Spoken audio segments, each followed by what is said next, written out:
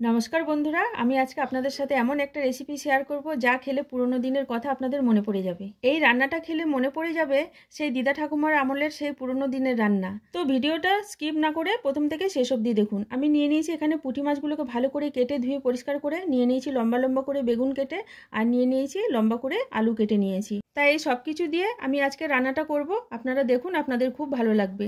আমি প্রথমে কিছু গোটা মশলা করে নেব।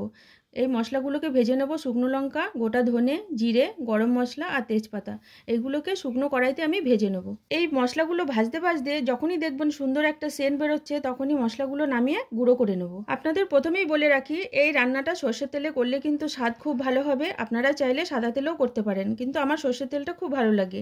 আর দিয়ে দিলাম কড়াইতে সর্ষের তেল। এরপরে মাছের ভিতরে নুন আর হলুদ পরিমাণ মতো দিয়ে মাখিয়ে নেব। মাছের ভিতরে নুন হলুদ ভালো করে মাখানো হয়ে গেলে তেলের ভিতরে এক চিমটে হলুদ দিয়ে একটু নেড়ে দেবো, যাতে মাছগুলো আটকে না যায়। মাছগুলো সব দিয়ে দিয়েছি। এরপরে একদিকটা ভাজা হয়ে গেলে আমি ভালো করে উল্টে দেবো। মাছগুলোকে বেশ লাল করে ভেজে নেব। আমি মাছগুলোকে ভালো করে উল্টে পাল্টে লাল করে ভেজে তুলে নেব। পুঁটি মাছগুলো ভালো করে ভেজে তোলা হয়ে গেলে এরপরে যে আমি বেগুন কেটে রেখেছিলাম, সেই বেগুনগুলোকে ওই তেলের ভিতরে ভালো করে ভেজে তুলে নেব। বেগুনগুলো দেওয়া হয়ে গেলে বেগুনের ভিতরে কিন্তু আমি কোনো নুন হলুদ ব্যবহার করব না, যেহেতু বেগুনগুলো খুব নরম। তেলের ভিতরে ভালো করে ভেজে তুলবো, নুন দিলে বেগুনগুলো গলে যাবে। এরপর কড়াইতে আরেকটু তেল দিয়ে দিয়েছি, আর দিয়ে দিলাম লম্বা করে কেটে রাখা আলুগুলোকে ভালো করে ভেজে নেব। এই আলুর ভিতরে দিয়ে দেবো পরিমাণ মতো নুন আর হলুদের গুঁড়ো। আলুগুলো ভালো করে ভাজা হয়ে গেছে। এরপরে একটা বাটিতে আলুগুলোকে তুলে নেব। আর আপনাদেরকে একটা কথা বলি, মাছের সাথে যাই সবজি দেবেন, সবজিগুলোকে ভালো করে ভাজলে মাছের স্বাদ হয় দ্বিগুণ। ওই তেলের ভিতরে দিয়ে দেবো 1 চামচ গোটা জিরে, একটা শুকনো লঙ্কা, একটা তেজপাতা দিয়ে ফোড়নটাকে একটু আমি নেড়ে দেবো।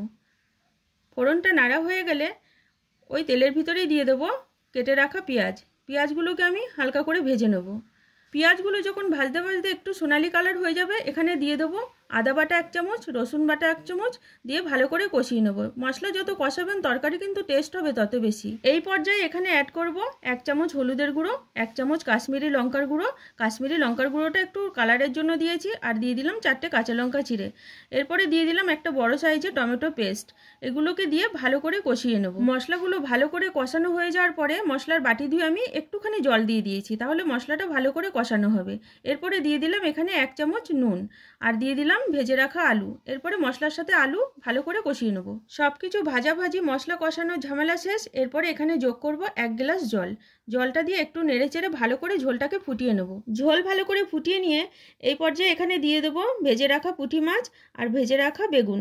এই বেগুন পুঁটি মাছ দেওয়া হয়ে গেলে আলতো হাতে হালকা করে নেড়ে দিতে হবে, যেহেতু মাছগুলো খুব ছোট আর বেগুনও খুব নরম, জোরে নাড়া যাবে না। এই পর্যায়ে আমি এখানে অ্যাড করব যে মশলাগুলো আমি প্রথমে ভেজে গুঁড়ো করে রেখেছিলাম, সেই মশলার গুঁড়োগুলো দিয়ে দিলাম।